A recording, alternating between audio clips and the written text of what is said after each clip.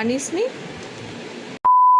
আজকে ব্রাইডাল করতে গিয়ে এরকম কিছু হবে আমি ভাবতেই পারিনি। তো কি হলো দেখতে হলে দেখতে হবে পুরো মিনি ব্লগটা। সকাল সকাল কলকাতা থেকে বাড়ির উদ্দেশ্যে রওনা দিয়ে দিয়েছিলাম, কারণ আজ আমার ছিল একটা ব্রাইডাল মেকআপ বুকিং। দুপুরের দিকে ছিল, তাই আমি ভোর ভোর একদম রওনা দিয়ে দিয়েছিলাম হাওড়া ব্রিজ থেকে। সুন্দর দৃশ্য দেখতে দেখতে বাড়ি পৌঁছে একটু ব্রেকফাস্ট করে নিয়েছিলাম, আর রেডি হয়ে টক দই খেয়ে দুগ্গা দুগ্গা বলে বেরিয়ে পড়েছিলাম। আজ আমার লোকেশান ছিল দেউলটি। তো চটপট বেরিয়ে পড়েছিলাম, ব্যাগ গুছিয়ে রেখেছিলাম, ব্রাইডের বাড়িও ঠিকঠাক সময় পৌঁছে গিয়েছিলাম। আর আজকে আমার সাথে আমার ফ্রেন্ড কঙ্কনাও ছিল। তো প্রথমেই রুম দেখে, যেখানে আমাদেরকে বসতে দেওয়া হয়েছিল, সেটা দেখে আমি আর আমার ফ্রেন্ড রীতিমতো আঁতকে উঠেছিলাম।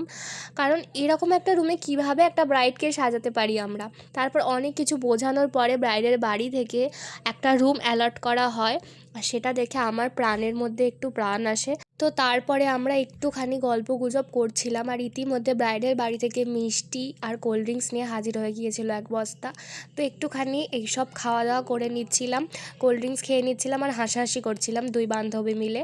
আর আমার অ্যাসিস্ট্যান্ট এসে গপাগপ মিষ্টি পুড়েছে। কিন্তু এই ওড়নাটা দেখেই আমার মাথায় আবার একটা বজ্রপাত।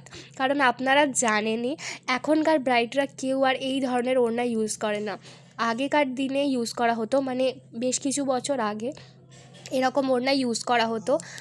কিন্তু এরকম একটা ওড়না এখন দেখে আমার ভীষণ ভয় পাচ্ছিল। তার উপর যদি একটা এরকম ব্লু আর রেড বেনারসি কেনে। এখনকার ব্রাইডরা অনেকেই হয়তো বিভিন্ন নতুন নতুন রং ট্রাই করছে বেনারসির, কিন্তু আমি একটু লাল বা মেরুনটা প্রেফার করি। তাই আমার একটু ভয়ই পাচ্ছিল যে কীরকম কী লুক আউটকাম হবে। তারই মধ্যে আমার ব্রাইড চলে এসেছিলো স্নান করে, আর 4টে বেজে গেছিলো। কিন্তু ব্যাগ হাতড়াতে গিয়ে আমি দেখি আমি আর একটা ভুল করে বসে আছি, ক্রিম্পার আর টেলকম দুটোই মিসিং। কিভাবে ব্রাইড করব এটা ভেবে তো আমি অস্থির হয়ে যাচ্ছিলাম।